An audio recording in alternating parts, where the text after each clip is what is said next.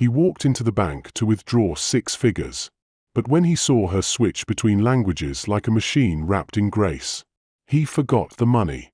She wasn't just efficient, she was engineered for more. And in that moment, he knew. He wasn't making a transaction, he was making a discovery. The glass partition reflected her face in fragments, calm, unreadable, working with military precision. A woman in line sighed impatiently. "Does anyone here speak real English?" Sila didn't flinch. She answered the question in English, then turned and answered the man beside her in fluent Yoruba. The millionaire didn't smile. But he watched. And when she looked up at him, there was something in his eyes, recognition. His suit cost more than her monthly salary. He placed his briefcase on the counter slowly, like he wanted to see if she'd meet his gaze or avoid it. She did neither. Her tone was professional, flat, not flirtatious. But then the phone rang. A Russian customer. She pivoted languages with zero hesitation. His fingers tapped the counter once. Just once. Sila didn't notice. But something had just shifted. Across the lobby, the assistant manager, Willa Marks, watched them both. White blouse. Tight jaw. She walked over the moment the millionaire left. "You speak Russian now?" Willa asked, pretending to laugh. "I always have," Sila said softly. "Well, maybe stick to English at the front counter, okay? It's more relatable." Sila nodded once. Not in agreement. In restraint. Lunch break. Sila sat alone, legs crossed, sandwich untouched. She read on her phone, a UN article on multilingual diplomacy. Someone sat across from her. The millionaire. Casual now. No briefcase. Just presence. "Can I ask," he said, "how many languages you speak?" Sila looked up slowly. 8, she said. Fluently. He leaned back. "Do you even like it here?" She didn't answer. But her silence said everything. He returned the next day. No transaction. Just observation. Willa caught him speaking with Sila again. After he left, she approached with false concern. "I really think you're distracting customers, Sila. Maybe keep conversations shorter." Sila held her tongue. Her knuckles whitened under the desk. And in that silence, she made a decision. By Friday, Sila found her hours reduced. No explanation. No warning. Just a printed schedule. Her name crossed out in red. She stood by the staff bulletin board, shoulders still, heart racing. She didn't argue. But she took a photo of the schedule and forwarded it to an email address she'd quietly asked the millionaire for. Willa bragged loudly about a corporate visit the following Monday. "They're sending someone from Central Compliance," she told the team. "What for?" "Probably nothing. Just protocol." Sila said nothing. But she knew. The millionaire hadn't just been watching. He'd been documenting. Monday came. A woman in a cobalt pantsuit walked into the branch and requested a silent observation day. No one knew who she was. But she asked questions, took notes, watched how staff handled multilingual customers. Sila's Russian client returned. This time, when she greeted him in Russian, the woman in cobalt nodded once. Subtle. Satisfied. That night, Sila received an email. Subject: "Let's talk about leadership." Body: "You weren't meant for counters. You were meant for corridors of power. Let's build something bigger. Together." Signed, D. Garrett. She stared at the screen, pulse steady, breath held. Then she closed her locker and walked out like the floor was lucky to have her heels. Her fingers hovered over the reply button. "Let's build something bigger, together." She read it again. Not, "I want to offer you a job." Not, "Can we talk?" It was a call to war. She clicked reply. Typed 2 words, "Let's talk." They met in a corner booth of a quiet cafe on Peachtree. He ordered tea. She didn't order at all. He slid a tablet across the table, screen glowing. A project proposal, multilingual access and inclusion in financial institutions. Sila scrolled. Slowly, carefully. "I don't just want you to be the face," he said. "I want you to build it." Her hands didn't shake, but her soul did. At the branch, whispers swirled. Willa noticed Sila was dressing sharper. More silk. Less polyester. A new watch, quiet but precise. "You going somewhere, Monroe?" she asked. "Not yet," Sila replied, folding a document slowly. "But soon." The regional manager arrived unannounced. Willa straightened her blazer. She didn't notice Sila slide a printed file across the table to him. Client complaints. Audio transcriptions. Highlighted microaggressions. Staff misconduct. Sila didn't speak during the meeting. She didn't need to. The truth had a voice now. Paper thin and razor sharp. That evening, the Millionaire hosted a dinner. Round table. 7 guests. Bank executives. Policy heads. Sila stood before them, poised, pressed, silent at first. Then, inclusion is not just a principle. It's a profit strategy. Her voice didn't shake.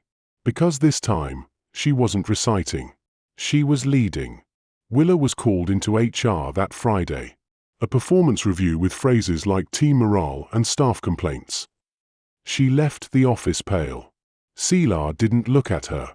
She was on a Zoom call, speaking fluent Mandarin. A new client onboarding session.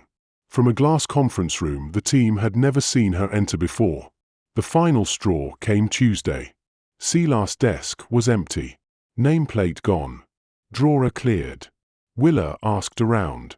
No answers. Then a memo hit inboxes. Effective immediately, Sila Monroe will transition to Corporate Director of Multilingual Strategy and Inclusion, reporting directly to the CEO. The next time Willa saw her was at a company-wide training. Sila walked unstage. Cobalt pantsuit. Microphone clipped. Calm as rain. Willa blinked. Sila's eyes met hers for half a second. Then she began.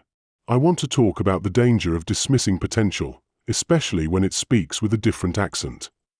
Reporters asked the Millionaire why he hired her. He didn't use buzzwords. He said, because brilliance should never be buried under fluorescent lights and laminated scripts. Sila watched the segment from her office. She turned the volume down. Then picked up the phone. In Spanish. Another new hire. Another door opened. The bank's annual gala arrived.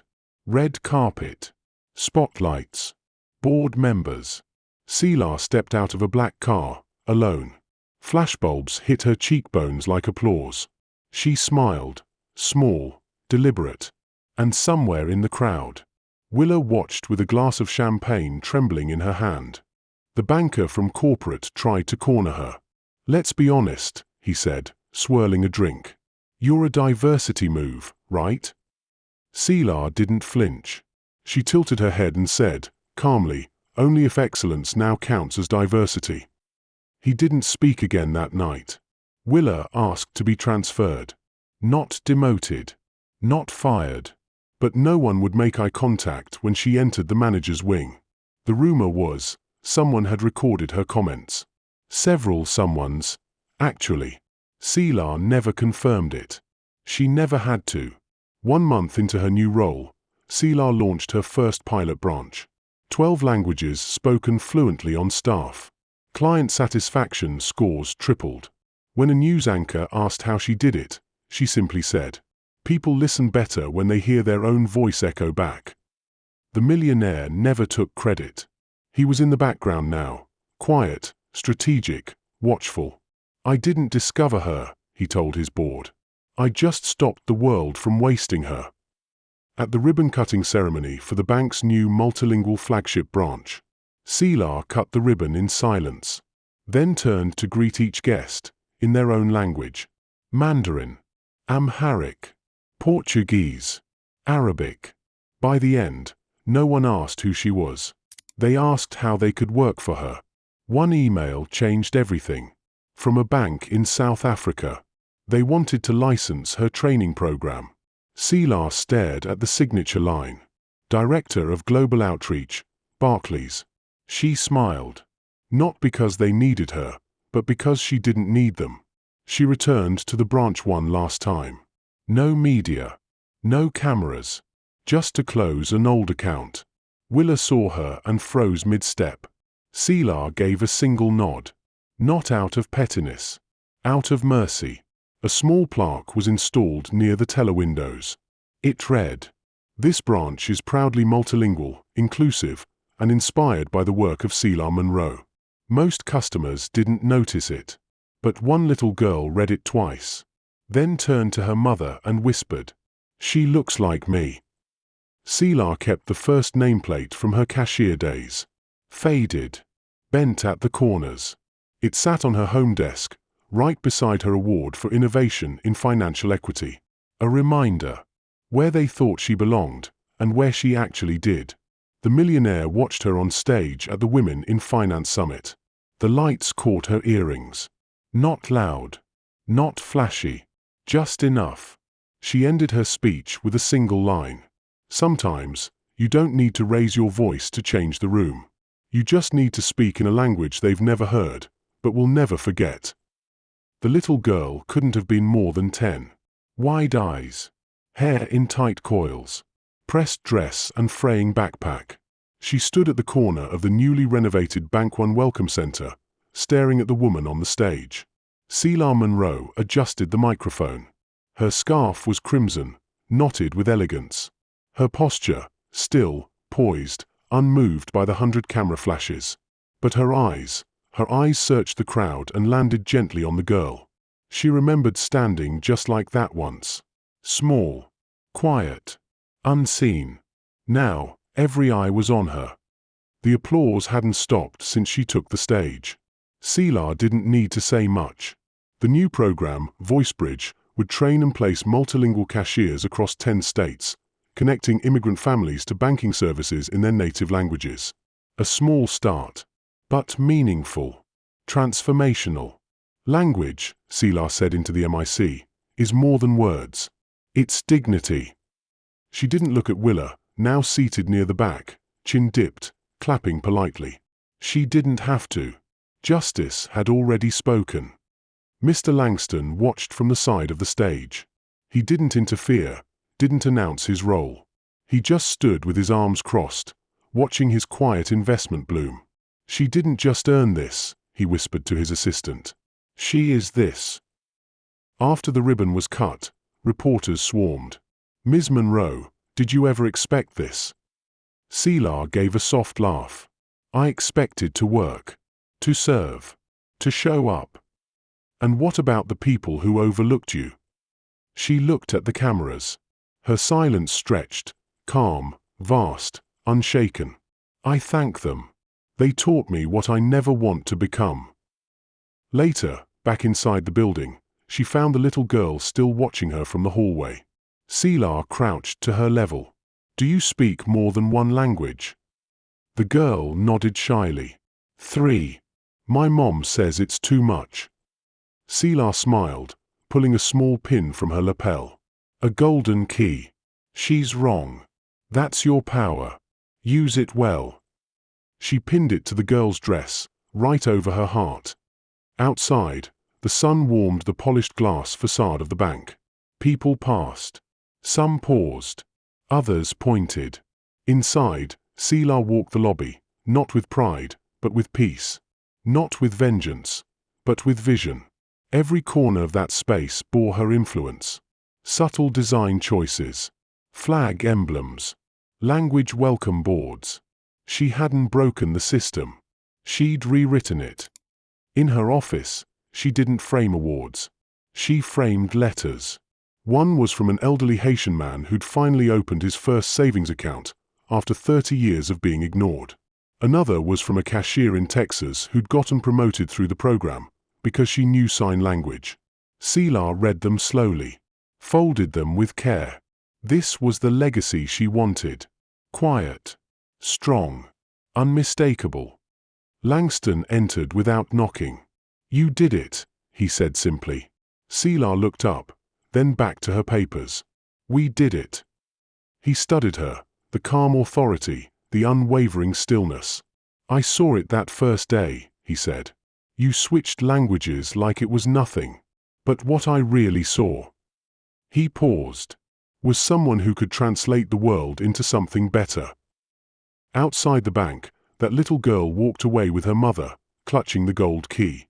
She didn't know who Celia Monroe really was, but she knew how she made her feel. Like maybe, just maybe, she didn't have to shrink anymore. Celia stood in the lobby one last time that evening. Lights dimmed. Floors freshly polished. She didn't smile. She didn't cry. She just exhaled. Not relief. Not victory. Just arrival. She turned. Walked out. This time, the doors opened for her. Sometimes the loudest battles are won in silence. Celia Monroe didn't raise her voice. She raised a standard. "Now it's your turn." Speech balloon. What do you think happened the moment he saw her switch languages? What would you have done in Celia's shoes? Comment below. We read every story. Like, share, and make sure to subscribe to Justice Throne for more true-to-life emotional stories that reclaim power, one silent victory at a time. We tell stories they tried to keep quiet. And we do it with dignity.